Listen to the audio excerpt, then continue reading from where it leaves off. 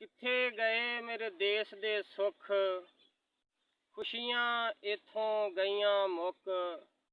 किथे गए मेरे देश दे सुख, वो तंगियां आईयां लगे दुख। जिधर भी देखा भुख ही भुख। किथे गए मेरे देश दे सुख, किथे गए मेरे देश दे सुख। वो गरीब विचारे डुब गए ने, गुरबत गारे खुब गए ने।